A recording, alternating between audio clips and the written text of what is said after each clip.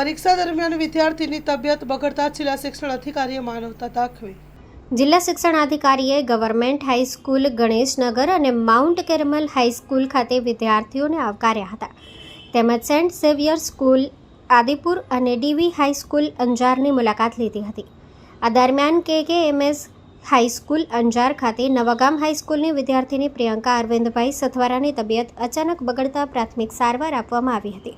પરિસ્થિતિને ધ્યાનમાં રાખી જિલ્લા શિક્ષણાધિકારીએ કચેરીના સરકારી વાહન દ્વારા તેમને રેફરલ હોસ્પિટલ ખસેડી તાત્કાલિક સારવાર અપાવી હતી. સારવાર બાદ વિદ્યાર્થીનીને ફરી પરીક્ષા આપવા મોકો આપવામાં આવ્યો હતો અને સહાનુભૂતિપૂર્વક વધારાના 30 મિનિટની જોગવાઈ પણ કરવામાં આવી હતી. માં motor driving, safe and sure driving.